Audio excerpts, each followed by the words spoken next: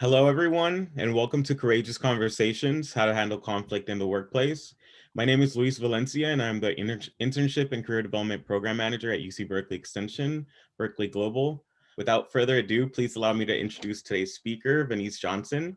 Known as the Boldness Coach, Vaneese is a certified career management coach and a personal brand strategist, an award-winning international speaker, business coach, and author, a 25-year full-time entrepreneur.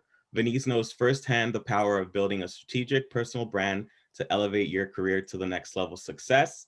I will let Vaneese tell you more. Thank you, Vaneese, for being here. Thank you, Luis, for the introduction. Good morning, everyone. Thank you all for joining, or perhaps it's good afternoon or good evening, depending on wherever you are joining us in the world. I am super happy to be here today to have this really important dialogue with you and discussion with you about courageous conversations. Here's what I want to do to help you to get the most out of our time together. You want to get something to write with, and you want to have something to write on, because I am going to be dropping some nuggets for you today that you actually will be able to walk away from this webinar and apply in your next conversation. So I'm going to go ahead and share my screen with everyone so that we can dive into it. So let's get into courageous conversations, how to handle conflict in the workplace. So, everyone, allow me to introduce myself a little bit deeper, and thank you, Louise, for what you have shared with me. My name is Vaneese Johnson, and I am known as the Boldness Coach.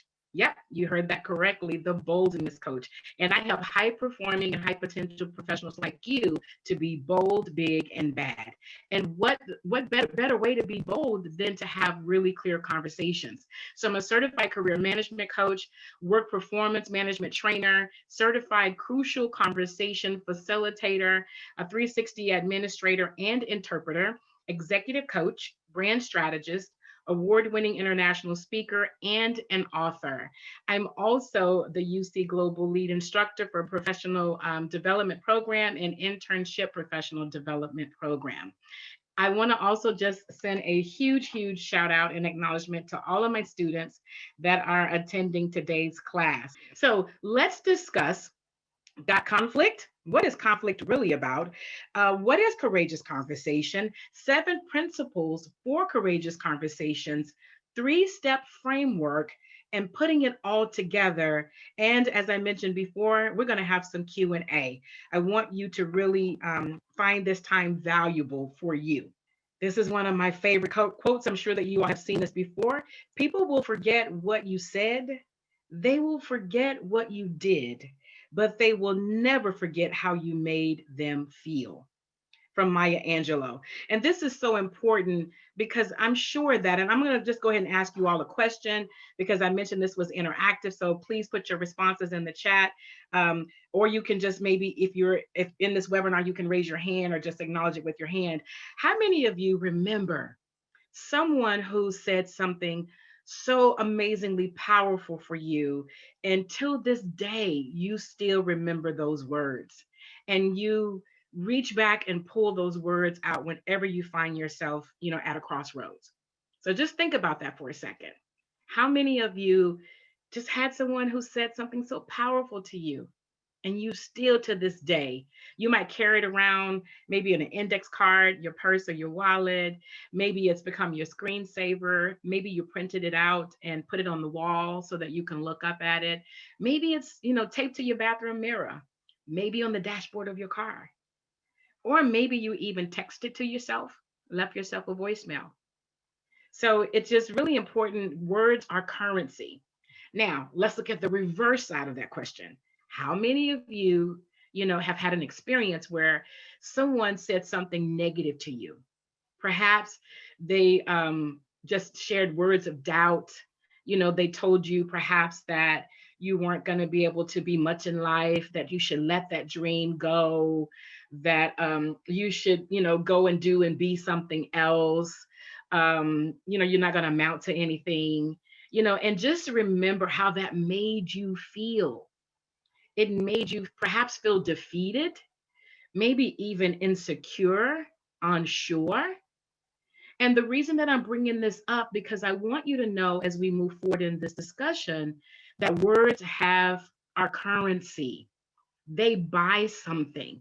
They either buy a great feeling, they buy the opportunity to have a stronger, richer, deeper relationship. Words buy growth, inspiration, opportunities. On the same side, words can also buy doubt, defeat, negativity. So just really think about that as we move into the dialogue, talking about courageous conversations. What is it that you want people to buy with the words that you are selling them? Write that down. I'm going to check the chat and see what some of you are saying. That's the question. What is it that you want people to buy with the words that you are selling them? Do you want them to buy empowerment, creativity, inspiration? Do you want them to buy negativity, doubt? So really think about that. So yeah, so Toya says negative comments motivate her. Laura says positive. Don't they know you are one of us? Right? Absolutely. Don't they know who you came from, what your lineage is, right? That's so powerful. Passion and hard work. And you want people to have passion and inspiration, empowering. Yep. You want people to have trust. Absolutely. Keep it coming, you guys. So one of the things that you want to think about, I want to motivate, include, inspire, empower, dream. Thank you, Celine, for saying that. So this is something that's really powerful and important, everyone, is when you get ready to get into these dialogues, into these discussions, I want you to think about on the front end in your preparation. What is it that you want people to buy from this so that you can get into the headspace and also the heart space of what you need to do in this conversation? So let's keep this moving forward, everybody. This is so good. Thank you all for participating. So, what is conflict? And the types of conflict and cost of avoidance. We got to get clear about what conflict is. And here's something I want you all to know: conflict isn't always bad. So let's dive into a conflict. So, according to managementstudyguide.com, conflict is defined as a clash between individuals arising out of a difference in thought, process, attitudes, understanding, interests, requirements, and even sometimes perceptions. So here's the question that I want to ask you: is conflict always bad? Can there be anything that is good of conflict? And if so, drop that in the chat. So Chloe says, no, not. It can help you grow. Toya says, I thrive in conflict. Resolution, Salvador. Kevin says, no pain, no gain. No. Jessica, no, it's an opportunity, to grow, right? Conflict is for change. Conflict can, engender very good conversations and negotiations. Carrie, nope, needed to make progress. Absolutely. Those are all great because conflict can give us an invitation to really have dialogue. And there are two things I want you to think about in courageous conversation. Everybody write this down too. Also, I know some of you signed up for this webinar and had no idea that you were going to be putting in some work tonight, this afternoon, in this morning, in this conversation. So if you ever take any of my webinars in the future or take any of my classes, when we not only have rich discussion, but we put in some work. So there are two forms that are necessary in the conversation, to deepen understanding. There's dialogue and there's discussion. So write that down. So this is important when you are approaching conflict. There are two opportunities of conversations. There's dialogue and there's discussion. Dialogue is really where you're having more of shared learning opportunity. Is what you're having in dialogue. Dialogue is the opportunity for you to really seek understanding of each other's viewpoint. It's an opportunity also for you to perhaps address deeply held assumptions. So when you approach that conversation and you say, let's have a dialogue. I really want to understand more. I really want to learn more. So that creates an opportunity for the next conversation that we can choose, which is discussion. This is where we're really coming to and seeking a form of closure. We're really looking for an opportunity for agreement. That is what really a discussion allows us to do. So, and I'm just kind of peering at some of my notes because I want to make sure that I don't leave off important nuggets. Discussion is also good for identifying priorities. When you want to have a discussion with someone, the things that you want to do is get your priorities clear. Here's one of my favorite sayings, and I got this from another coach that I absolutely admire: rocks are hard, water is wet. The facts. It helps you to focus on the priorities and connect them with an action that will support the dialogue, the discussion that you are having. Conflict isn't always bad. Conflict can present us an opportunity to grow. So keep that in mind as we move forward. Types of conflicts: relationships, personal issues such as how you're being treated, whether that's in home, whether that's in work. We are focusing on work, but this can also definitely flow over into your personal life. So just think about that. Think about conflicts that you've had that have arisen from the relationship and how you were treated. Maybe perhaps you felt like you wasn't heard.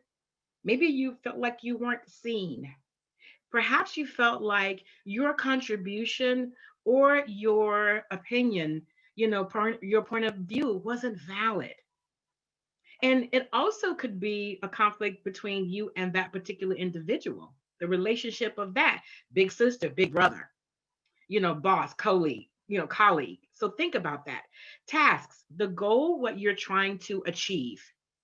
So think about that. Maybe you're in a meeting and they're talking about certain tasks that need to be done, and it could be a conflict because perhaps you may have an opinion about, well, that task isn't really something that has to be done at this point, or is that task necessary?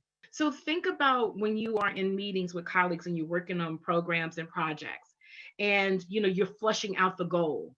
Conflict can arise from just outlining the tasks. So, as you see so far, conflict can be an opportunist at any time in an exchange, right? And then there's the process. The process, how work gets done. Now, here's a quiz for you of sorts. What is it called when someone is giving you a task, giving you a goal, or you're part of that, and that person is telling you how the process needs to get done? I'm going to check the chat on that. Let's see. What would you call that? Let me open this up. Laura says order. Carmen says tutoring. Toya says instructions, kind of order. Up, Carrie, you got it. Kim, you got it. Eloisa, you got it. Eloisa, Doreen, you got it. Yes, it's called micromanaging. Monique, absolutely. Mansplaining. Monique, that's another topic for another webinar. But it's called micromanaging, right, Grace? Right. It's called micromanaging. So that is a form of micromanagement that causes conflict. When someone is more concerned about the process and how the process is happening versus allowing you to be able to leverage your skills and your talents. And that within itself, can cause an opportunity, or should I say, invite an opportunity for a courageous conversation. People don't like to be micromanaged. I have never. Right, Celine? In all caps. Thank you, Celine. I think that deserves a T-shirt, a bumper sticker, a screensaver, and keychain. I don't want to be micromanaged, right? And you don't want to be a micromanager. So just keep that in mind. If you are having a discussion with your colleague, you all are talking about a project and the process of a project. And if that person is telling you their way to get it done and how they want to see it done and all the steps, that's a problem. That's a problem. And you don't have the chance to flourish or grow if you are telling somebody about how to do it. Here's the result. You said, well, Vaneese, how do we get out of that so that it doesn't get into a conflict? Keep the goal in mind. Here's a question that you can ask yourself. What is the impact of your request?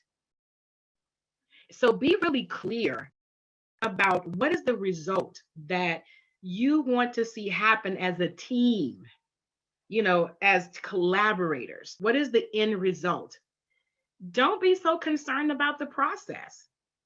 How you cross the street, how I cross the street are two different ways of how we perhaps do it. But the question is, do we get across the street? You might be a jaywalker. I might be a jaywalker. You may wait and look both ways, to ensure that no traffic is coming. I may just step out and just see traffic coming, but feel like I got enough time to be able to navigate, the crosswalk and the traffic, to get to where I'm going. Perhaps, you press the button and you wait for the walk sign and you make sure traffic has stopped completely, on all sides where you're crossing the street. Does it really matter how we cross the street? No, it matters that the process, the end result, the impact is to get across the street. So keep that in mind when this type of conflict can arise itself. A next area of conflict is status. You're standing in a group or who's in charge. Listen, right? Celine says it is difficult for some people to understand that sometimes things aren't done in the same way, that even though we get to the same end product, they get bogged down in how we get there. Absolutely, Celine. So that is an opportunity for a courageous conversation, because conflict can turn into situations which can turn into problems. So conflict in itself just doesn't stop there. It has a cycle. And guess what you can do? You can break the cycle. Absolutely. All right, cool. So let's keep going, everyone. So let's get into also the avoidance of conflict. When you don't address the conflict, derailed projects. Huh. How many of us have experienced that at work? Because we have allowed conflict, we haven't addressed it. We've allowed conflict to actually turn into something. It becomes a derailed project, right? So think about that. I'm going to go back to the part, and the last one that we had was about the status. When you have a conflict between status in terms of, when somebody is a senior and you're a junior. So whenever you feel like, perhaps that a person was hired in and maybe you were going for that promotion, and you maybe have heard this comment, not that you've made this, you heard this comment, right? And the comment was like, well, they hired you as the boss, so you figured out, you do it. Or you're standing in the group, you're new. Here is one of the most recent one that causes a lot of conflict. These millennials, you a millennia, you guys were born with computers in your hand, so you figured out, or you've been here the longest, since you've been here the longest, you got all the information, so you do it, you figure it out. So those become types of conflict, who's in charge in a group. And sometimes when there is no one, you know, uh, when there's no one, taking over, that when there's no one in charge, that could be an issue as well. That could be an issue. So I just want you to think about that, for a second. And Angelica says it is better when people think as a team regarding all aspects. You are absolutely right, Angelica. It is better to think as a team, right? And think of it like a puzzle. When you are putting a puzzle together, think about each piece is unique, and each piece that comes together, makes up the sum of the whole. I just want you all to just keep that in mind, each piece, and then also, Angelica, yes, and trust in your coworkers. We're going to talk about trust, Angelica, on that. Good discussion, everybody. We're going to talk about trust. Let's keep it moving. Damage to internal client relationships and external client relationships. Listen, here's the fact of the matter. When we avoid talking about challenging situations, when we avoid addressing conflict, it affects the relationships. What happens is it boils up on the inside. At some point, it's like a volcano. At some point, an eruption is going to happen, right? Now, think about this for a second. Whenever someone snaps at someone, raises their voice to someone, or gets mad, about, or picks an argument, or even is having an argument, with people or a person, one of the things to keep in mind is the argument that we're having, the heated discussion that we're talking about, is it really about what this issue is, or is there something underlining? So think about that. How many of you have been in situations where you're talking with a person, and then in that person, You're talking with the person, and you find out that what the argument is not even what the situation is. And why is that? Because we've avoided the conflict. So think about that with some of your colleagues, some of your coworkers, you know, that it's just kind of been simmering, and it went from a simmer to a boil. And now it is at full speed, high level boiling.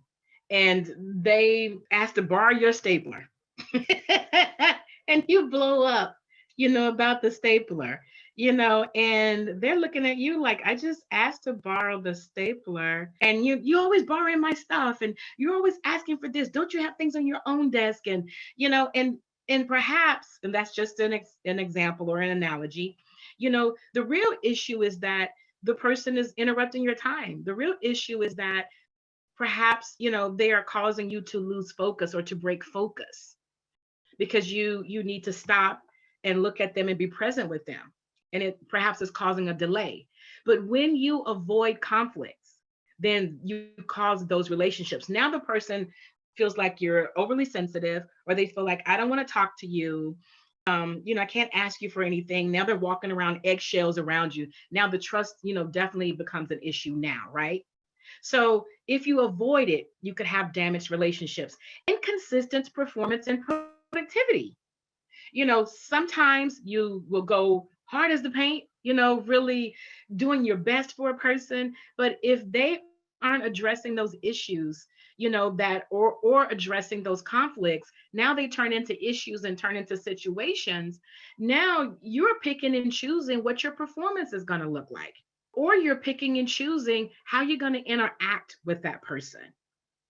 So think about that, the inconsistencies of productivity and performance. And here's the impact, everyone. Who are you really hurting? Who is it really impacting? So let's flip that for a second.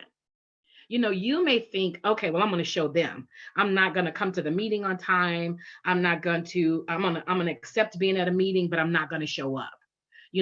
Or they're going to or I'm going to agree to something and not follow through on it. So I'm going to teach them. But who is it really impacting?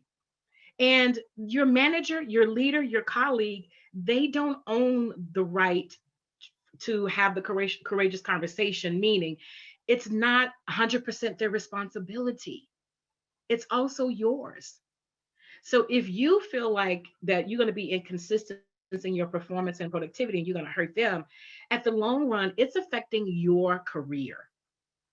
You've got to keep your goals in mind about what's next for you in your career. You've got to think about the type of relationships and connectivity you want to have with people that are in your circle, as well as the network that you'd like to be introduced into. So avoidance has a deeper, longer reach than just, the immediacy of what you think is there. And sometimes when we don't have these courageous conversations, what happens by not addressing them, we don't think about the ripple effect, of what that could look like. So it's important for you equally, right? To make sure that you're not avoiding conflict. And then wavering fractions, them versus us. Well, you guys are the managers. We're not going to help the managers. We're not going to help them succeed. Or this is one of the ones I hear so much a lot in some of the trainings that I offer. People say, well, the executive team needs to be here because the executive team needs to hear this. Or we're trying to convince the executive team needs to change. Let me share this with you. The best way to inspire people to change is based on a demonstration of your behavior. That is the best way to invite people the opportunity to change, is based on your behavior. What that means is that when you decide and you choose, right, to say, I am going to have a courageous conversation, I am going to address this conflict, we're going to have a discussion or a dialogue, then you have the opportunity to demonstrate to upper leadership that there's an opportunity for us to not have wavering fractions. There's an opportunity for us to be on the same page. So whenever people come into trainings that I do, or they come into classes that I teach, that's one of the things that I share with people is that if you want management to train to evolve, let's not say change. How about we use a higher planes word? If you're looking for leadership to evolve, then be the demonstration for them of what evolution looks like. So everybody write that down, write that on your note paper. Be a demonstration of what evolution looks like so that they can see it in action.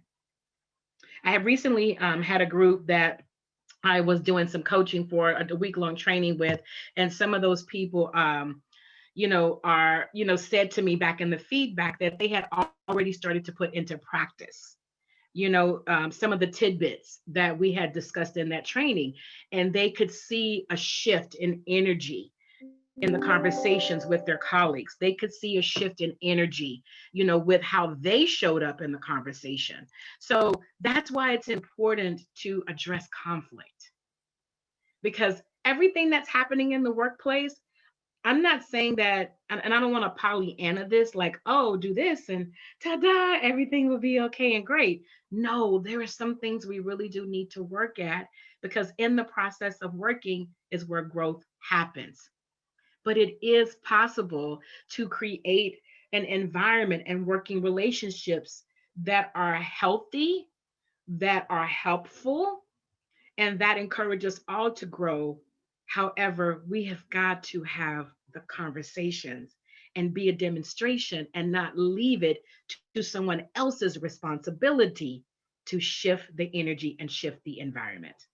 Courage is what it takes to stand up and speak. Courage is also what it takes to sit down and listen.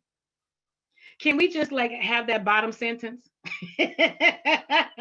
A lot of people, let me just raise my hand. Anybody in the chat, raise your hand like you have no problem with speaking up. You have no problem. Like, I'm going to speak up and, I can say my mind, right? Uh, and so you got to really think about having the courage to sit down and listen and hear what's really being said. So I want to just kind of step over in the chat for 1 second. I see some questions and comments, and I want to kind of take some of them as they are happening. Ranjana says, when you know someone always waste their effort without taking anyone's support or doing on own, how do you support without so-called micromanagement, given stringent timelines of projects? So Ranjana says, when somebody is just kind of doing their own thing, and there's a deadline and a time frame that you need to address it. So Ranjana, one of the things that you can do is ask open-ended questions, such as, Vaneese, tell me, walk me through, how the process is going. What can I do to support you? What additional information, can I provide, or additional tools can I provide that will support you meeting the timeline? What barriers are perhaps in the way that, or have revealed that we haven't addressed? So ask some open-ended questions. What we typically do is we'll go to someone and say, what can I help you with? And the person says nothing. Because that's really a closed-ended question. So you want to ask a question that really evokes dialogue, where the person can, talk to you, in their response. And in them talking to you, there's an opportunity for you to really listen to what is being said. Because sometimes people can be very proud for whatever reason, right? They can be very proud, and because they may feel like you're looking to them to bring the expertise, and they don't want to let you down, or perhaps they may have something out to prove. So ask open-ended questions so that there's an opportunity for more dialogue, about that. And just so that you all know, there are a couple of handouts that I've created for a question, for effective questioning. There's another handout that I've also pulled together for you, 7 principles for fierce conversation. So you will get copies of these in the replay And to all the attendees, you're going to get these copies of these handouts to just kind of give you more support and tools to have those conversations, right? All right, so I just want to take one more comment, and then I want to just move on to the next, on this. So let's see. Yeah, so Celine, it's usually never about the surface issue, but something totally different. You're right, Celine. That happens when we don't address those conflicts, right? All right, good deal. Laura says, what to do about people who take their status so seriously they feel they can try to micromanage others without having the authority. Yeah, Laura. So here's the reality, everyone. Some of you have some unique situations and questions, and I do welcome them. And some of the questions require that you all are posing require me to ask more questions. So I'm really answering you from a surface perspective with limited information. With that said, is I may be giving responses to something that again require a little more in-depth discussion, but perhaps what I am giving can kind of springboard you to a level of this dialogue or discussions, right? So one of the things about people that, have titles, so to speak, or say they're in charge, so to speak, they need something. So one of the things, Laura, that you can do is ask the person, how can I support you in your role? What does, us working together look like? What goals do you have for, our project? What goals do you have for our team? And where in the process of this project should I check in with you to confirm I am in the right direction? So part of that, with a person who is taking their title very seriously, that person is going to probably respect and appreciate commitments and check-in times. They're going to appreciate milestones where they get to be involved, in the process as it goes along, Laura. And that what they're really saying, if somebody who's micromanaging everybody, what that person is really saying is they don't trust you. And it's not you personally. They may not trust the process or how the process is unfolding. So that's a trust issue when someone is micromanaging. So your goal is to have the courageous conversations around what does trust look like, between the connectivity of us as colleagues. you know, what can I do to be able to build trust with you so that you can allow me the opportunity to demonstrate to you that I am trustworthy? And sometimes that's sticky for people because people don't like to necessarily um, say, I want to build trust with you. We like to just walk into a relationship feeling like trust is there. When in fact, trust needs to be earned, right? So just want you to keep that in mind, Laura, and you're welcome for that. All right, everybody. I just want to get back to um, the slide. So last thing again, the sentence. Courage is also what it takes to sit down and listen. There's a saying, right? We have two ears and one mouth for a reason. And that is because we should listen twice as much as we speak. So I'm going to invite you that when you are in dialogue and discussion with people, is to really take the time to listen. Listening does not mean regurgitating verbatim what someone just said to you. Listening should come from a place of understanding, and it should come from a place of interpretation. You should be able to tell someone by listening to them, what I hear you say is that correct? What I heard you say. When you check in with the person in a conversation and you're saying to them, what I hear you saying is, number one, you're just telling the person they matter. They matter and you are present with them. That is so super important. And then when you confirm that what you heard, what you interpreted to them or reinterpreted to them that you heard, and you're asking for their acknowledgement, that means that now we are getting in alignment and agreement in terms of what we are talking about. When we don't take the time to interpret and share what we've heard, and we don't take the time to get in alignment and agreement with the discussion at hand and what's on the table, then we create a space for conflict to deepen. So really think about that. Sit down and listen for a change. What is courageous conversation? You're like, okay, Vaneese, you got us all primed up for this. And, what is this really about? So, courageous conversations are the difficult to broach subjects with those close to you, at home with your spouse, your partner, at work with your colleagues, bosses, or even a client. These are the difficult to broach subjects. They're really sticky to talk about, right?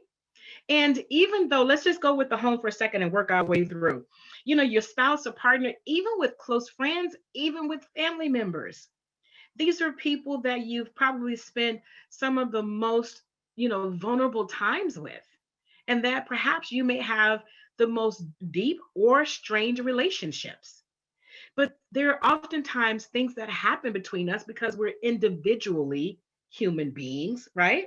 Collectively, we're family, we're a unit, we're a couple. But there are different, conflicts that come up, and things that need to be addressed. And it could be simple things that, to just kind of can evolve like a snowball into issues, into situations. And remember, it's never about what we're fighting and fussing about. So I really want you to think about those tough, difficult conversations or topics, to broach or subjects with family members. And then we move over to the work side, right? And especially in this pandemic environment, work has evaded our homes. It's invaded our environment. And some of us are working way more, or feeling as if we're working way more than maybe some others, that are in our work groups. And so just those things we get to talk about again because we're at work and we want to have those conversations about boundaries. That's a tough subject to broach, especially when you're in your home environment, because some may perceive that, well, you got the greatest boundary of at all, you're in your four walls. But within the four walls, how your time is being spent, with work and self-care, mental care, those things can be tough subjects to broach when you need to have a conversation with your boss or with your team or with leaders about, work boundaries, right? And so, and then also with clients, I'm an entrepreneur. You heard Luis mention that I've been an entrepreneur for 25 years, full time straight. Like, this is my career, right? This is my job. And there are times I get to have courageous conversations with clients. And it's sometimes it can be really tough because they've paid me. So, you think, well, if somebody paid you, then you should just kind of take on whatever they say, or there shouldn't be any conflicts and issues. That's not true. I'm still delivering service. I still need to meet and manage expectations. So these are the tough topics that we get to have, right? And so I just want you to think about this as a second as we move further into talking about, courageous conversations. I'm going to give you the opportunity to actually look at a scenario that you can plan on how you would address or approach that courageous conversation, right? But the thing is to keep in mind, everybody, is that there are always opportunities that are going to arise, with different levels of professional and personal relationships that we need to work on. So here are the benefits of a courageous conversation. It brings clarity. We get to get on the same page. So here's a phrase that I want you to write down and think about. The phrase is get to. Actually, it's I get to. So when you think about I get to really, and the phrase get to, it really means opportunity. It really means a chance.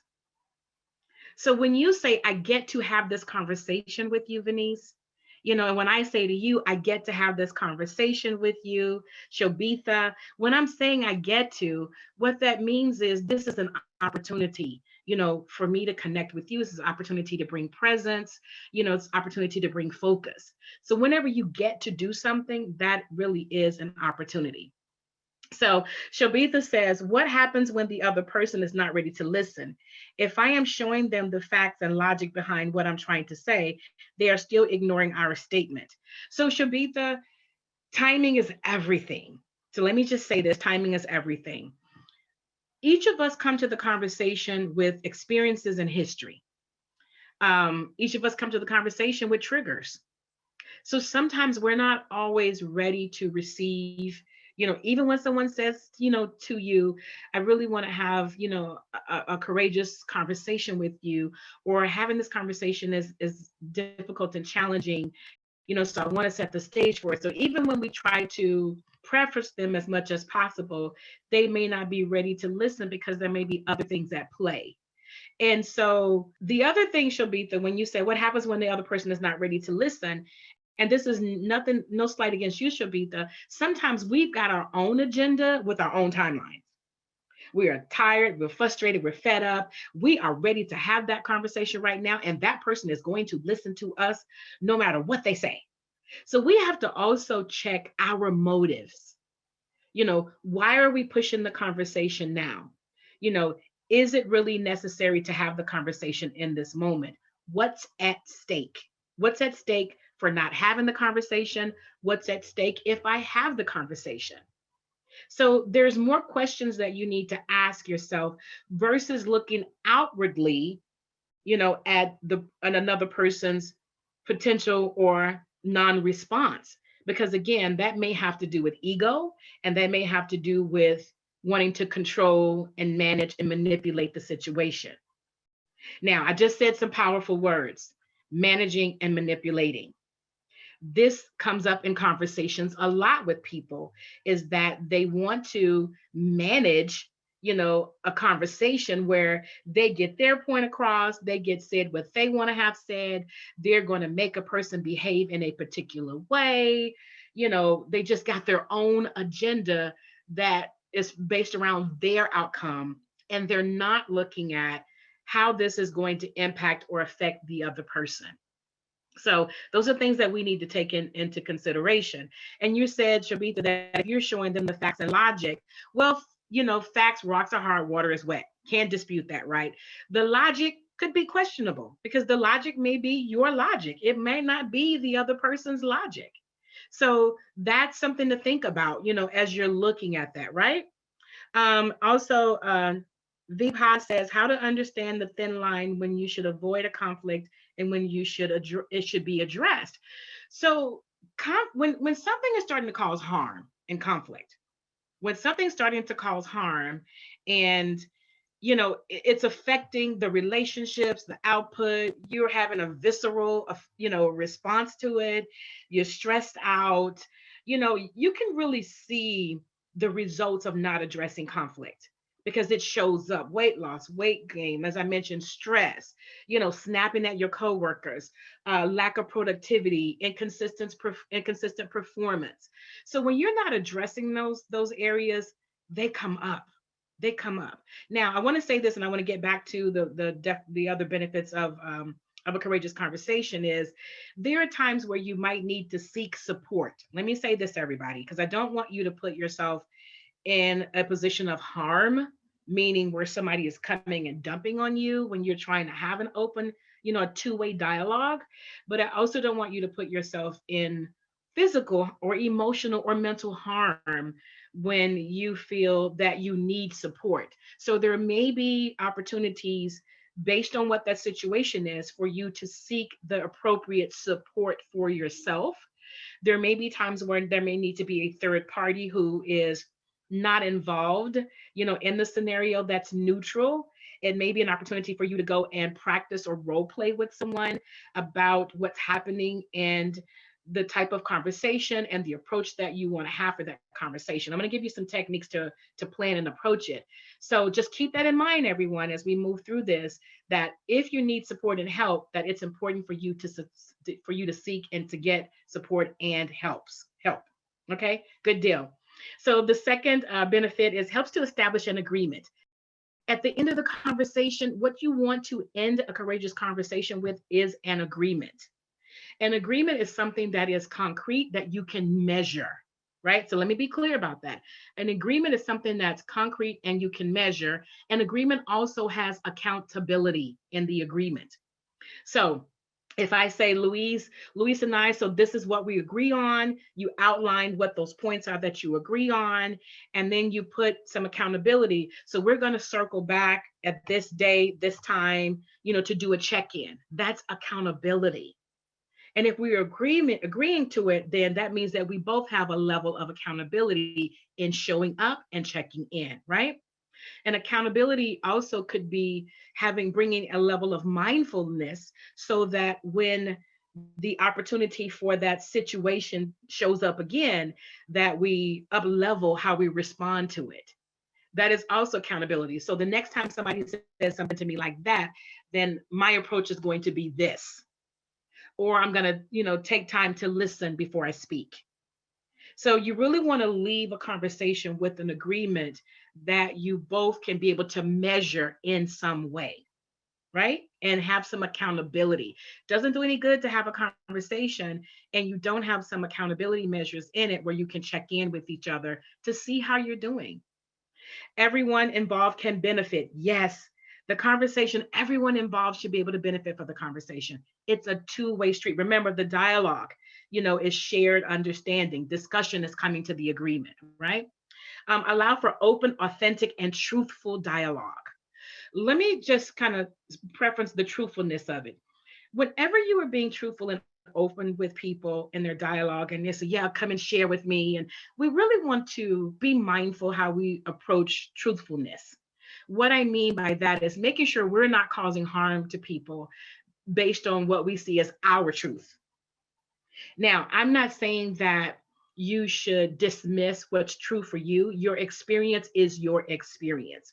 And hopefully, within your experience, you can connect that experience with some factual, you know, um, behavior. And that's really important because you want to connect the behavior with parts of truthfulness in your conversation. Also, truthfulness is non accusatory.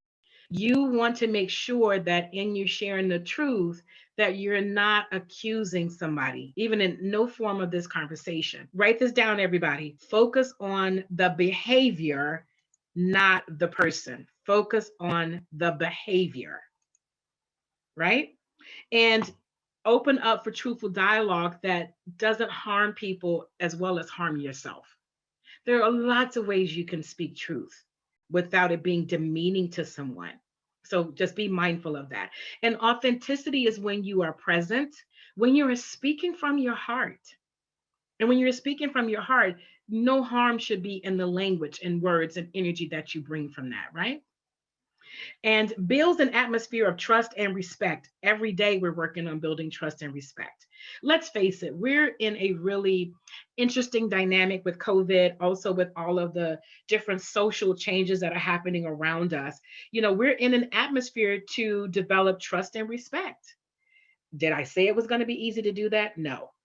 There are times that we're going to need to let go of some things so that we can move forward. So be mindful, depending on what the conversation is. I cannot tell you what to let go of. Those are things that you're going to have that internal reflective and conversation around for yourself in terms of being able to move forward. Strengthens your conversation skills. Yes, become a better conversationalist. That can be a goal that we all can strive for. Even as a person who teaches this content, one of the things that I strive for is becoming a better conversationalist. I strive every day to become a better listener so that I can really hear where a person is coming from. I strive every day to make sure that I'm not bringing judgment to conversation, that I'm checking my ego whenever it shows up, in my head, being non-judgmental. So look at ways to strengthen conversation skills and improving working relationships. Listen, here's the reality. We don't all necessarily have to really love each other to the point to where we're kumbayaing, but all the working relationships deserve a level of respect. So you want to look at developing stronger working relationships because you have a common goal, which is to get the tasks done at hand. So if nothing else, look at becoming a great conversationalist so that you can be able to be in the space of having dialogue and discussion on an easy, fluid basis where it's not even it doesn't even get the opportunity to turn into conflict. So these are just some benefits of a courageous conversation. So 7 steps to effective conversation. Listen, we talked about that already. Listen more than you talk and be present. How do you listen? First, the first requirement of listening is being present. Put your phone down, put your pen down, make sure you're not distracted, with things behind your screen. I mean, a lot of times, we're in environments, we're at home, right? And there's stuff happening. You got kids, you got the dog, you got the cat. There's just all kind of things that are going on around you, So make sure that you are present for the conversation and that you have managed distractions. Sometimes that's putting, a sign on the door that says, that you're having a Zoom meeting. Sometimes that is setting up boundaries in terms of what time people can come into the room in the house to speak to you. Not telling you how to manage your house, but just want you to figure out what you need to do to bring presence to that conversation, right? Be present. Ask open-ended questions. So one of the things that I have here that I'm going to share with you all, and I'm just going to pull a couple of questions from here. So here's a question for establishing focus. So a question for establishing focus could be, what is the best use of our time in this conversation? What has become clear since we last met? What topic are you hoping I won't bring up? Now that's a tricky open-ended question, right? So I really want you to look at ways to ask questions. Here are a couple of other examples. Questions for discovering possibilities. What outcomes do you want? That could be a good question for someone who's a micromanager, that you're dealing with, asking them what outcomes do they want. If you knew you couldn't fail, what would you do? That's a question definitely for possibilities. That's a question if you're working with people on the team and they're holding back. And you're like, Vaneese, I know, Rondeep over here, has got a whole lot of creativity in her, but I feel like she's not bringing it. So I want to give her the space to talk about creativity and possibilities. So that could, that could really be an invitational question, where that could inspire her to really dig into her creativity and talk about it, right? So just ask open-ended questions. That's nothing else. Ask open-ended questions. Summarize. When you summarize with people what you're saying, you're really just kind of telling them what it is that you heard. So what I hear you saying is, am I on your page? That's one of my favorite questions. When I'm doing coaching with clients, I will say to them, here's what I heard you say. Am I on your page? Am I on your playground? Because before we go any further, I need to have checkpoints in the conversation to make sure I'm hearing what you say. Sometimes we can be overly emotional sometimes in conversation, and that may cloud what is being heard. I'm not saying that you shouldn't express that when and wherever appropriate. You have to make the decision, on that. But sometimes things get clouded and convoluted. So summarizing what I hear you say is, that's question one. Question two is this correct? What I hear you saying is, and then reiterate to them what you heard, right? And I'm gonna put heard on my heart, not up here in my ears. What I heard you say was, and then the second question, is this correct? So it gives the person an opportunity to say yes, to get an agreement and alignment with the conversation, or for them to say, no, that's not what I said at all. At that moment, that's where you stop and say, okay, so tell me again. And then gives them a chance to perhaps present that question to you in a different way. And then you may approach them the same way. So what I heard you say was, is this correct? And you might say, well, how many times do I say that, Vaneese? You say that as many times as you need to so that you both can get on the same page. Keep that in mind. If we're not on the same page and in alignment and agreement with what we're talking about, the question is then, what are we talking about? Validate, acknowledge the person. I understand, I see your frustration. I see how you could have perhaps had that experience.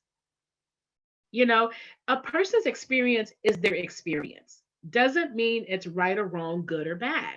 It just is. So validate that person's experience or the comment that they're saying to you so that they know they matter and you know they matter. Again, that brings the presence to the conversation. Express, let them know, that was not the experience that I was intending for you to have. I apologize that that was your experience. Let's work on something new. Whenever appropriate. Apologize versus I'm sorry. There are different ways to do that. You have to decide what's the appropriate language for you to do that. People that are close to you, that may be loved ones, they may deserve that word where you say, I'm sorry. So you want to just express that, right? The other part is negotiate. Everything is negotiable, everyone. Always approach a conversation that things are negotiable. Something for you, something for them. You want to negotiate. Is this what I heard you say? Tell me what you need. Here's what you need. May I share with you what I need? And you may say, what I can do is I can meet your need at this level. However, this one, I'm not able to meet that one. And you've got to be prepared in a conversation to negotiate. If you're not open to negotiation, you're gonna hit a stalemate. You're gonna hit a stone wall. And that is not the way that you want to leave a courageous conversation, right? And last and certainly not least is to commit. You want to commit to an action, to an activity. That's what you want to do. You want to commit to what's accountability, what's the check in point, what actions need to happen to confirm that we're on the right page. Is that a date on the calendar? Is that another meeting? So you want to have a commitment that you can be able to be accountable for with the other person. Even if the other person says, I'm going to set a meeting with you, and you're waiting and saying, okay, Bob, you said you were going to, set a meeting with me and you never did. Don't break the commitment because that other person didn't follow through. Remember, you've negotiated something here and you have an agreement, you have alignment, you have accountability. Don't let it slip through the cracks. So I just hope that I've answered some of your questions. I'm going to check the chat for a second. So Angelica says, what is the difference of validating and asking, is this correct? So validating, Angelica, is when you are acknowledging the person's experience. So Angelica, if, let's just say that, and this is an example. So Angelica, if I'm saying that, I decided to call you Angel, and you said, I'm just going to call you Angel because it's easier for me to do. And you may say, Vaneese, Angel isn't necessarily it's not an appropriate name for me. My name is Angelica, and I really would appreciate if you would call me by my name. And the way I validate you, Angelica, is saying, Angelica, thank you so much for sharing that, with me. And, I hear that saying your name, your birth name that was given to you, is appropriate, for me to call you, not a nickname. So I want to honor that by calling you by your name, and here, look, here's a negotiation part. So what I ask of you is for patience with me to say your name correctly until I can learn your name. So would you be willing to teach me and perhaps give me patience, as I learn how to pronounce your name? So that is validating, as well as asking, because I'm asking your permission. I'm asking for you to join me and guiding me and helping me. So, Angelica, I hope that I've given you some examples of that, of validating. And I did that more on a personal level, right? If we were doing it in a work situation, the way that you could approach it in a work situation is if a person is working on a project and perhaps, that person is frustrated, in the process, they can't move forward. And, they tell you what they're doing and they can't figure out, I'm doing this wrong. It's just not working. I'm so frustrated. A way to validate them in that process is to say, Vaneese, I just want to stop for a moment and acknowledge that you have done so well. You're doing great on this project. It seems like you perhaps have hit a bump in the road. So let's not let the bump in the road throw away all of the progress that you have brought to this project so far.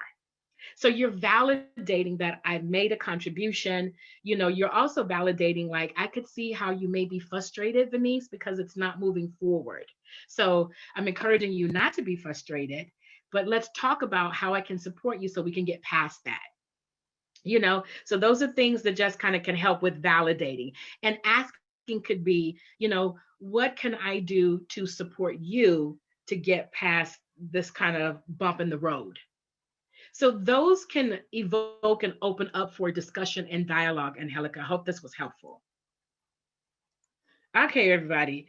Ingrid writes, could external conflicts act as an indicator that a courageous conversation need to take place within to determine if you are in conflict because you may be ready either for a change or to grow forward? Well, Ingrid, that's kind of a loaded question because I don't know what external conflicts could be. Um, but let me just say, conflict within itself is an indicator, that a courageous conversation may need to take place, right? So just think of it from that perspective. If there is a conflict present, and it's an issue, it's a situation, then there may be an opportunity for a courageous conversation to take place. So something that you want to think about, right?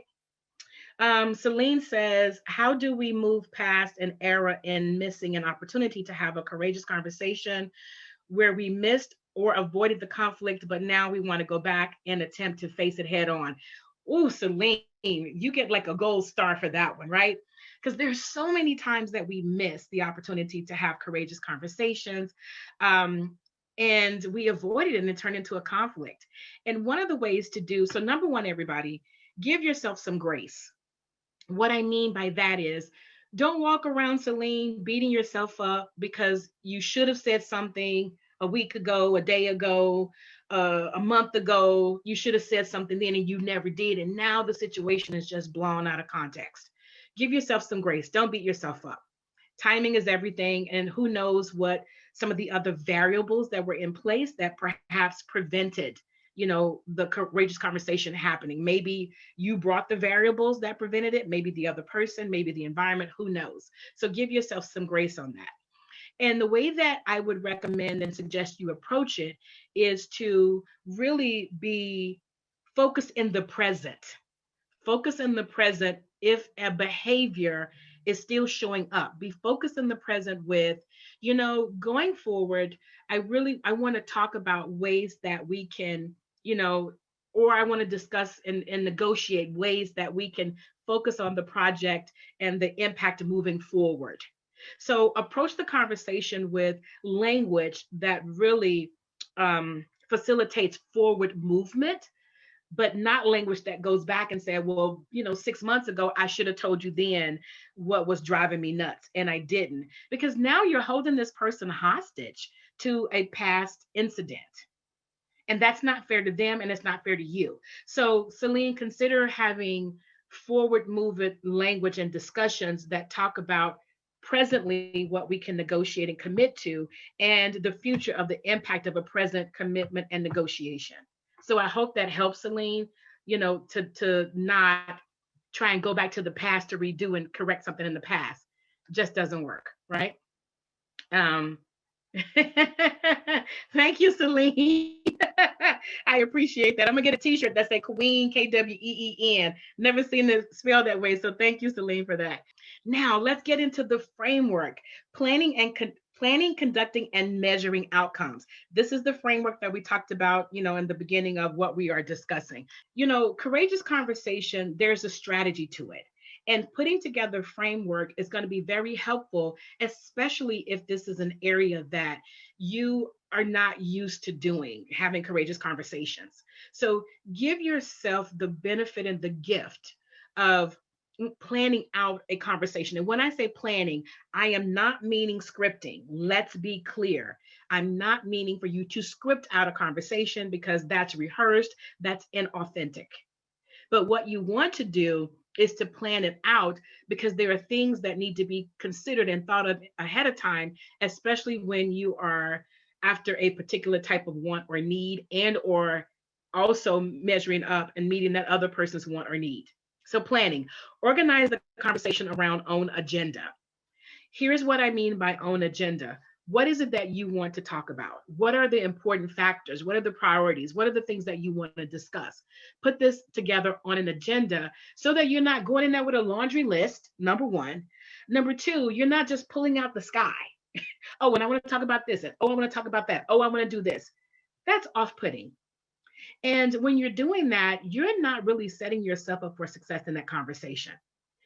So, an agenda would be something such as if I say to Luis, I want to meet with you. There are three things that I want to discuss in our meeting today.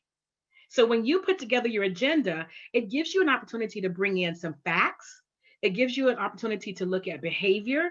If there is something that's impacted the team or the work output or the relationship, you've got to put the agenda together. Define your desired outcome and anticipate. What do you want to have from this conversation? What are you hoping that at the end of this conversation that the result will be? What are you hoping? And sometimes the hoping could be that we have the conversation, that I hear them out, they hear me out, and now we have a shared understanding. Sometimes the outcome could be there's something concrete that you need to happen, and that's something that you want to do, or it could be steps. But be really clear about the desired outcome and anticipate. The person might have some objections to your request. They may need additional supplies, tools, and resources that may be verbalized. In that discussion, they may come up. The person might not be open to talking about it, in that moment. So you've got to look for desired outcomes, right? And here's what I'll say for desired outcomes. This is your planning part. We're going to talk about the other person in a moment, right? But I want you to think about, what do you want to walk away with? How will you know that the conversation was successful? What would that indicator look like for you? Identify natural points of intersection for outcomes. Bottom line is, figure out where both people benefit.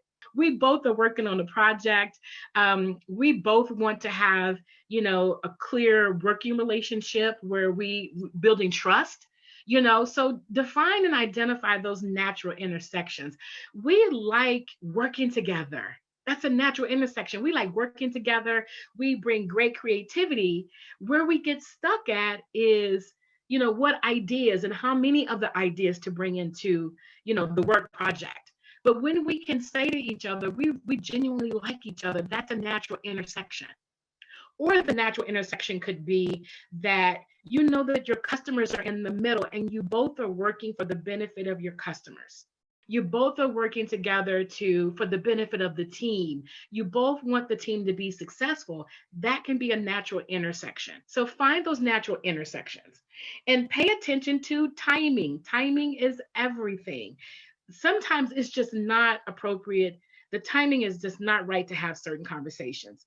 Be okay to plan it for another time. Now, what I will say is that if it's something that's causing harm to the people around you, as well as maybe harm you're experiencing yourself, really consider support systems that you need. Maybe the conversation needs to be had, because of just the impeding harm that's continually lingering.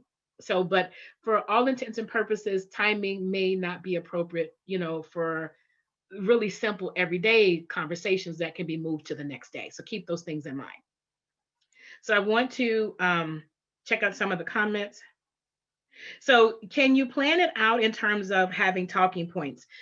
You can have, yes, plan it out with talking points. But again, you don't want to come across scripted. So you might say, I love to talk in threes. So Trinity is my favorite, right? I love threes of anything. It's just easier for me to manage and to move through. So with each area of talking points, what I would encourage you is to not do a list of talking points.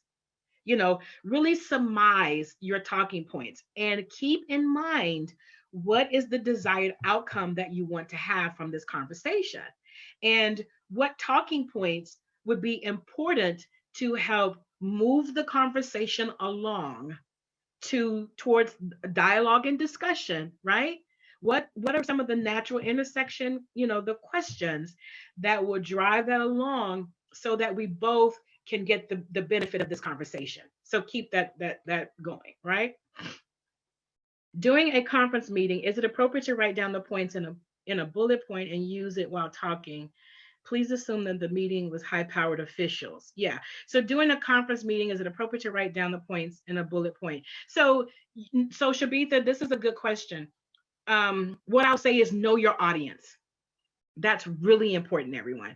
If your audience is high level individuals, Shabitha, in the organization, and you know that these individuals are really strategic and perhaps linear in how they're thinking, that may be the best way to approach them because of their thought process. They don't have time. They're busy executives or busy leaders.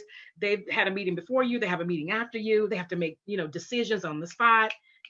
So to help them out and to move the conversation along, it may be appropriate to send them an agenda in advance with the bullet points or provide them an agenda when you first sit down. So consider your audience in terms of the timing and in terms of content that needs to be addressed. Yeah. So that some audiences would appreciate that. Other audiences, it may be overwhelming for you to slide an agenda to them, because a couple of things. Number one is that this needs to be a two-way dialogue. There needs to be some exchange that's happening and some discussion, right? So depending on who it is, you want to leave some fluidity in that conversation for that. If it's something that may be performance related, then that's something that is really specific that you need to back up with behavioral outcomes or facts. So consider your audience. Yeah. So Ranjani says how to bring consciousness to effective and courageous communication, especially in case of time pressing issues, limited time for conversation. So Ranjani, that's a really good one because sometimes we're in work situations where time is of the essence.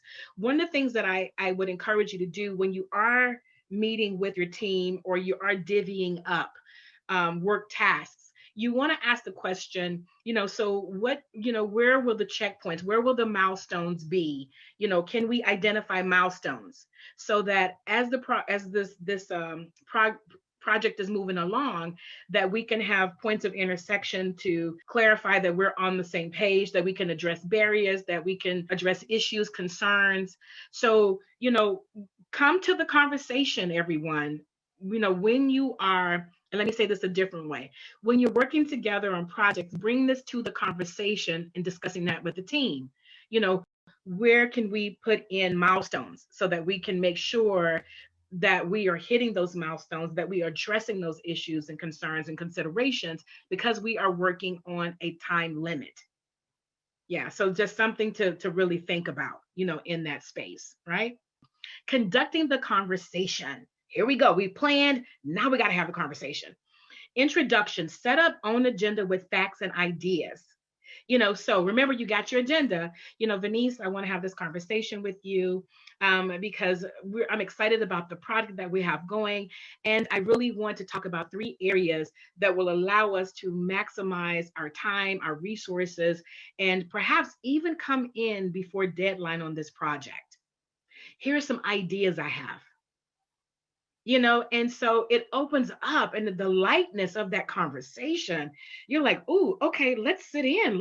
Okay, tell me your ideas," and you also want to perhaps say to that person, I welcome your ideas too. So as I'm presenting ideas, please share, because it could maybe, we could find again that natural synergy that could move this forward.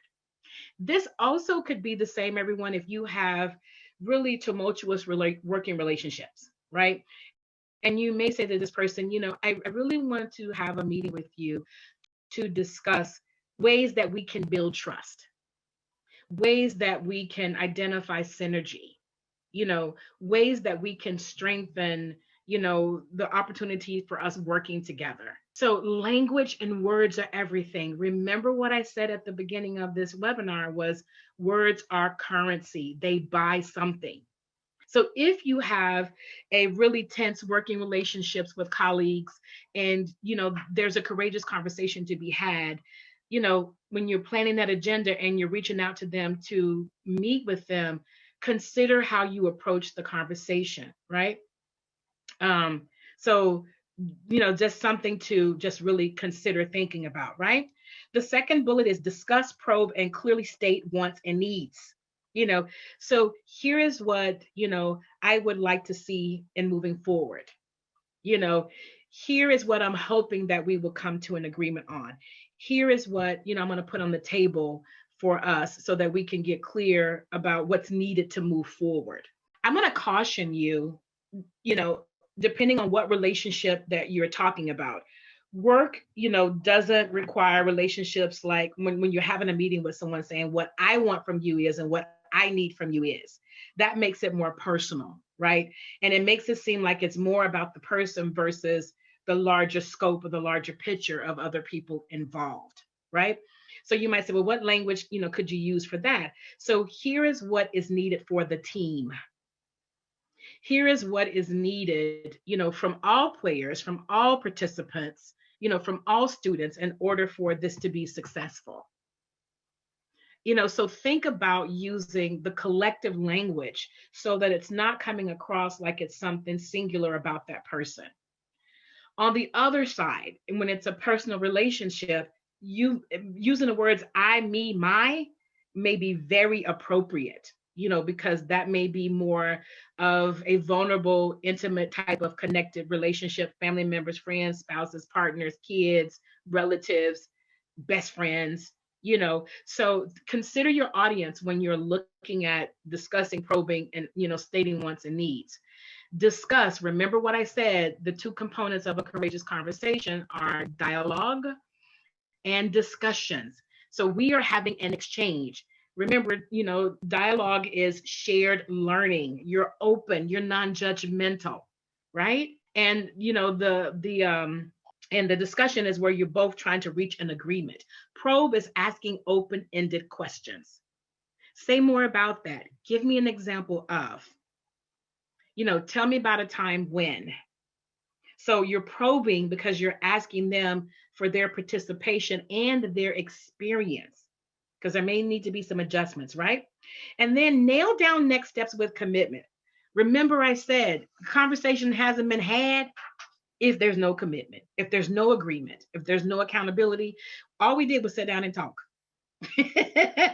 So if you want to sit down and talk, that's okay too. But we've got to nail it down with commitments, with some next steps, so that we can both bring accountability to the conversation. So, what I'm saying and sharing with you can be helpful again in personal and in the work life. But this is what you begin and can, how do I say this? Let me rephrase that. I'm getting like so excited, right? So I know that this perhaps are new ways of thinking and perhaps even new ways of being. But what I want to invite you to do is to practice, practice, practice. When you become mindful of how you show up in conversations, you create the opportunity for you to level up, to become a better conversationalist, a person who manages and responds to conflict, and sees the opportunity for growth versus not putting this into practice, continuing being the way that things have been, but wanting different results. So I know that this is going to take practice for you to do it. And I believe in you, and I know you can do this. And one day you're going to look back and say, this is second nature to me. So you're not even going to experience as many conflicts as you had in the past because you'll know how to respond to them. So I want to take a couple of look at some of the chat, and then I'm going to move into the next slide. Okay, good deal. You guys are like on fire. What if the other person is avoidant, even worse, a relation, someone cannot deal with it? You know what, Rishi? Again, it depends on the person. Just because we show up with this new information and we show up excited that we learned this in the webinar and we're excited to practice it, especially with loved ones, people that are close to us, doesn't mean that everyone else is ready for the conversation. So please be mindful in your approach and who you are approaching. There may be an opportunity for more probing questions and open-ended questions versus coming with a direct agenda. If you're coming with a direct agenda and that person isn't ready, to me, that sounds more like that individual who's coming with the agenda that wants to address it versus being mindful, of all of the other elements to be considered around it. So and then sometimes people aren't ready to deal with things just because, we all bring a history and a story to the conversation. We don't know. But what you can do is to still ask open-ended questions, and give the person space to circle back to you, Rishi. So you can say to them, I can tell or sense that this is a conversation you may not be ready to have. Is that the experience I'm having, that you're not ready to have this conversation? And if I say to you, you're right, I'm not ready to have this conversation, then you say, okay, I can respect and appreciate that. My request is that we circle back, to have this conversation within the next few days, as we need to move forward with the project, or we need to move forward with the decision. A conversation is going to be helpful for everyone involved. Now you're telling the person, I want to circle back, I want to close this. And you're also saying that this is not just about you and I, this is bigger than you and I. It could be other people that are involved in that, so just something to think about. So measuring outcomes. So here is the test. Here's the litmus test to really see if the conversation went well. Advanced agendas, meaning that there is something next. You had shared learning, you understood, you agreed, you're moving to the next step. So there should be an advanced agenda. Remember, that commitment is what's coming out of that conversation. So the advanced agenda should be moving you forward to getting those wants and needs met.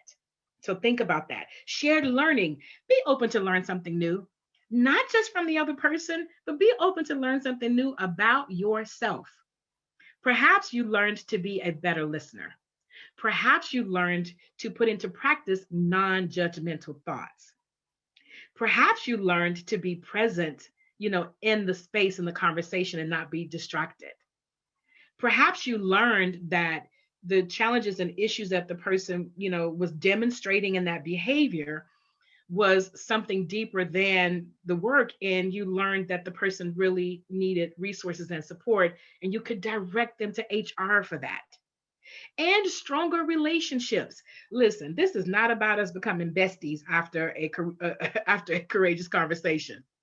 But now maybe what we have is respect for each other. Maybe what we have is the opportunity to really have open dialogue, as conflict potentially could arise. Maybe we have a stronger relationship to be in dialogue and discussion when and where appropriate, because we know that it doesn't need to get to the conflict stage. So measuring outcomes. Thank you all. So we got a couple more things to do before I open it up a little deeper for Q&A. I'm just really honored. If I haven't said that to you this morning, I'm really honored to be here with you all. I'm honored to present this topic to you. And I'm just excited about what's possible for you and having stronger relationships, getting clarity, and perhaps diffusing or dismissing conflict that really doesn't need to be there, because it's an opportunity for discussion and dialogue. All right. So thank you for that. I saw a flash that came through, said very encouraging. So now I'm going to present you with an exercise in courageous conversation. Here is what I want you to do. Make sure you have something to write with and something to write on handy.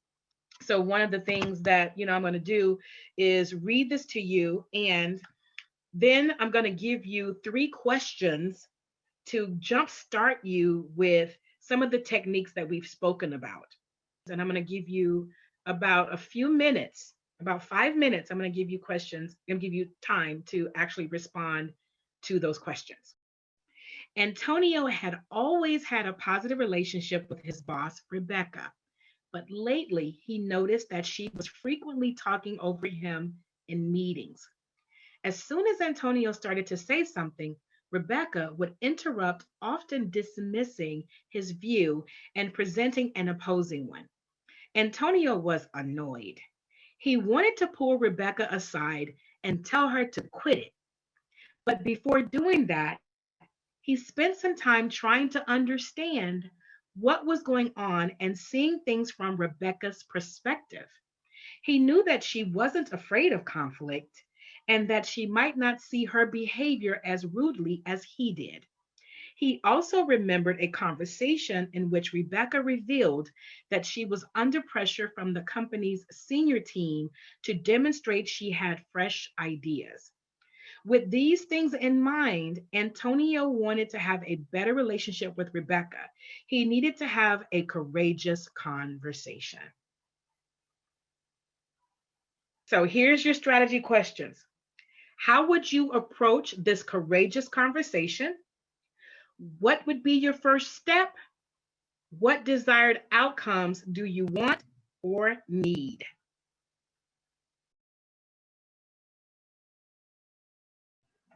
Okay. Jessica says, write notes on what I want to say to Rebecca, what I've noticed, how it's impacted me, and what would be helpful for me to change, and my goal of us working together and sharing great ideas. Yes, Jessica, thank you. Thank you, Randy. So Pei Yu said, try to understand the pressure and see if it provides ideas, invite chat with her, keeping a good relationship. Sanjana says, encourage her and work together to bring out positive outcomes and great ideas. Brainstorming, yes. That is super good. Tanya says she would set up an email asking Rebecca if she had some time to talk one-on-one. During the meeting, she would share what happened at the meeting. And she was worried and may not be meeting her expectations, and would ask her, let's see, you guys are pulling these comments in. I love it. Okay, I was trying to get the rest of Toya. Yeah, okay. Ask her about the experiences that she's pressuring from management. Yeah, this is so good. And form an agreement on opening up the communications, on that. Yes, Tanya, that's so super good. This is the last one I'm going to read, and we're going to get back to these other slides because we still have a little more time to talk. Oh my goodness.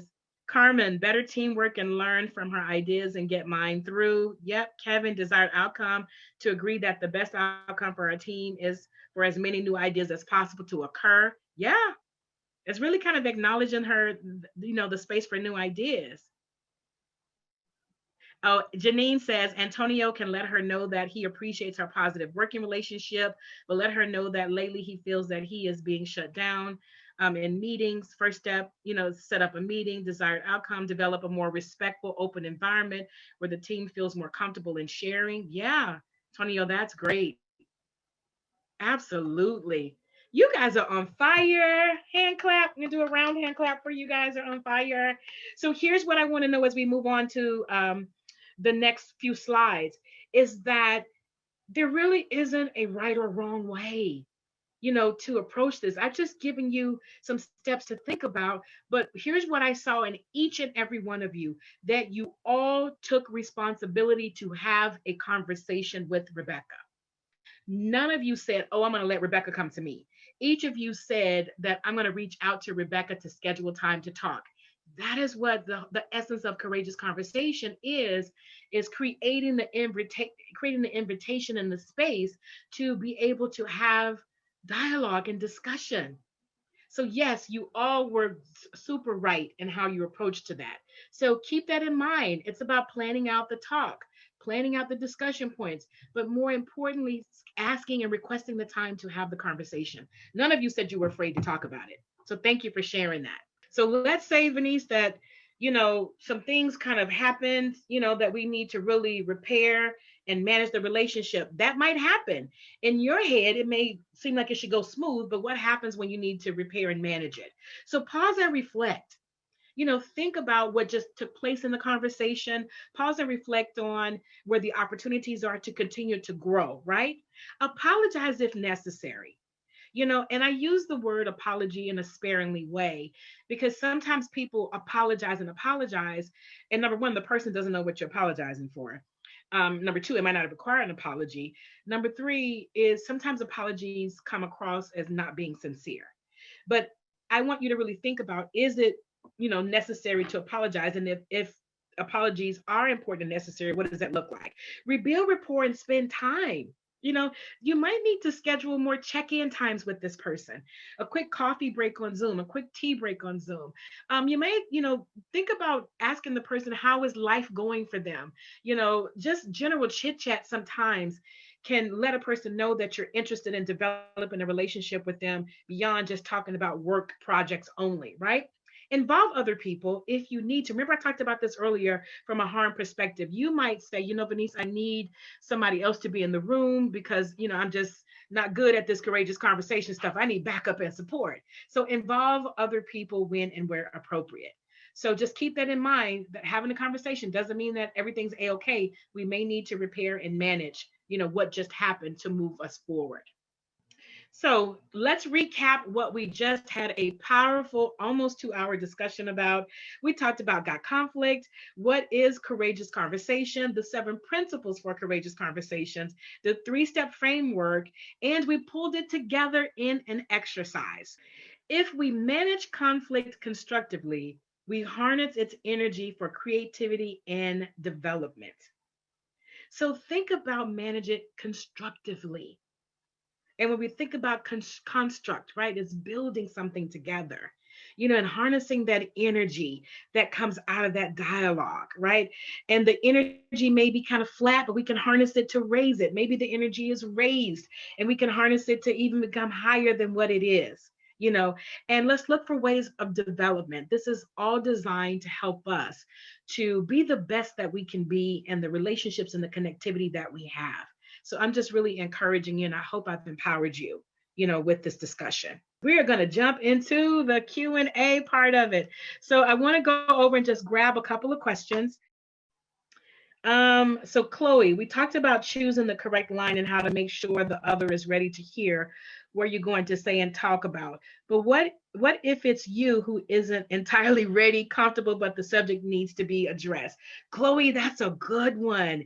Here's the fact of the matter, Chloe, is that courageous conversations can be uncomfortable for us as well, because I'm not only talking about you setting up, a courageous conversation with someone else, but I'm also talking about you being on the other end of somebody setting up a courageous conversation and talking with you about it.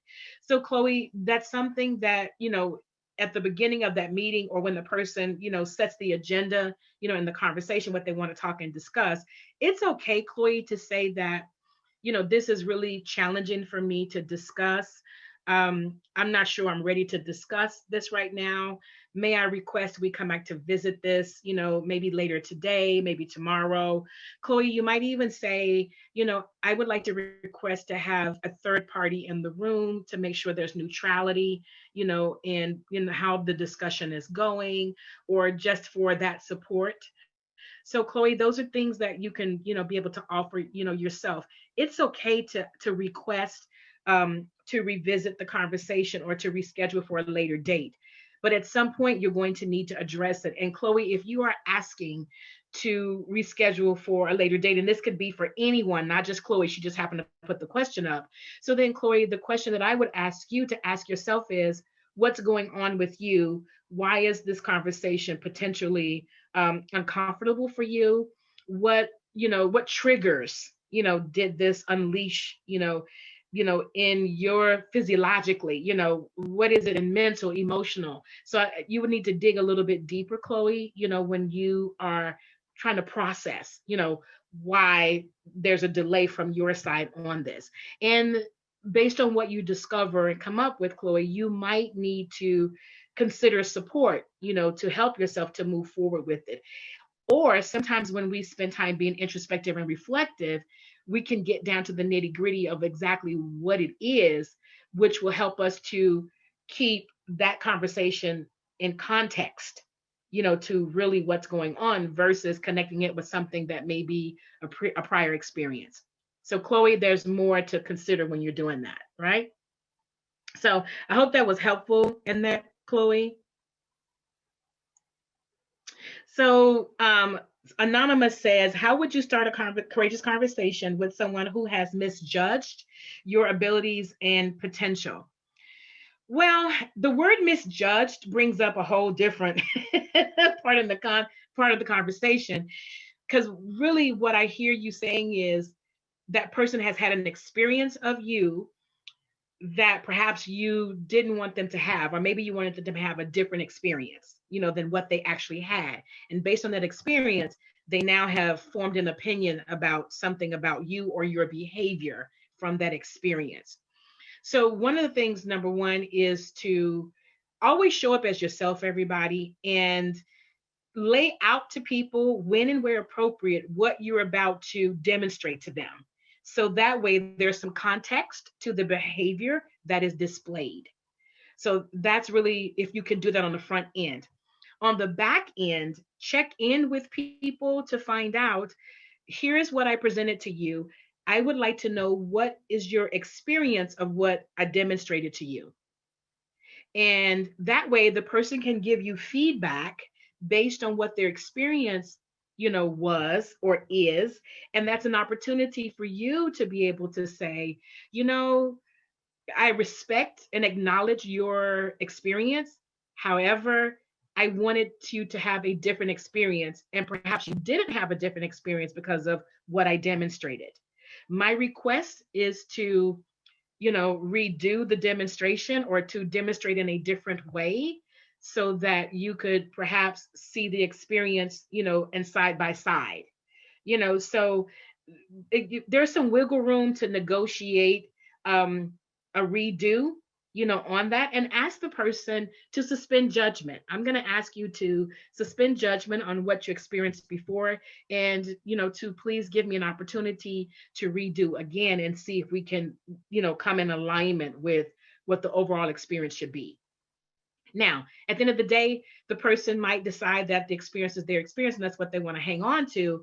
So now that creates an opportunity for you to be in discussion and dialogue and look for the opportunity to rebuild trust. So that's what that can do for you. So, anonymous attendee, I hope that was helpful. Christine says, what if the courageous conversation did not lead to the end result that you liked? Christine, this is about negotiations. So make a request. A lot of times people are in conversations, they don't make a request. They don't say, thank you for that. Here's what would be helpful, or here's the support that I'm looking for. Try and be concrete, Christine, whenever you can about what your request is. Here's my request is to get, additional resources and support that could help me to do the job more effectively and efficiently. And the resources and support I need and requesting are A, B, and C. Be concrete. This is a dialogue is two ways. It's not a one way. I don't know what you call that, a talking to or a talking at. But don't be afraid to request what it is that you want, in the conversation to move forward. Don't leave the conversation with it just being one-sided. That's going to create another conflict. There's going to be resentment. There's going to be inconsistency in performance. The emotions, may not be in the right space to be able to do the work or to maintain the rapport. So ask what you need. And at the end of the day, Christine, if it's still not what you need, there's some other things that I think you have to be in conversation and reflection about what's possibly next. Because sometimes things just don't work out for whatever reason. But just know that you are empowered to move forward with what's best for you. Okay, I'm going to take one last question, everybody, and then I'm going to turn this back over to Louise. Laura says, how to have a courageous conversation with someone who's not willing to listen or thinks he or she is never wrong and have a thick skin and difficult way to let people in. Laura, that's a challenging one. And I can only answer again from the surface and maybe even one direction, one dimension in what you presented. So having a courageous conversation, with someone who is not willing to listen. If somebody's not willing to listen, they may feel as if they're not being heard, or what's important to them is not being heard. So asking open-ended questions. So Laura, the way that this could go could be, Vaneese, I want to have a courageous conversation with you.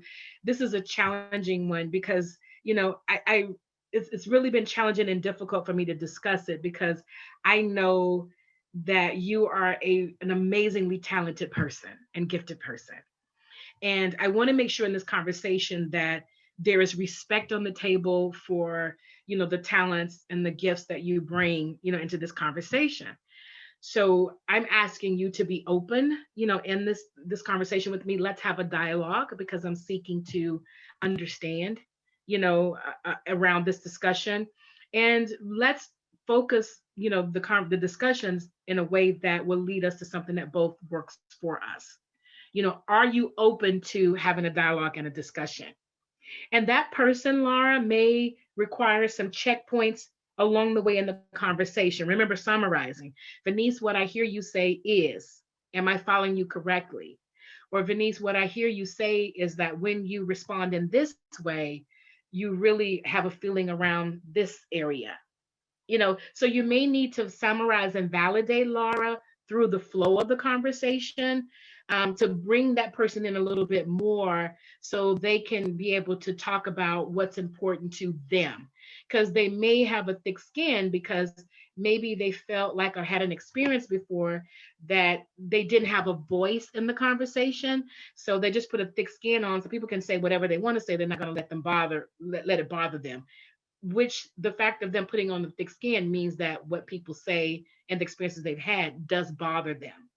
So you might need to massage the conversation, the dialogue in a different way, and gingerly lead, in that conversation and ask open-ended questions, validating, supporting, affirming, and so that person feels like the trust is starting to develop.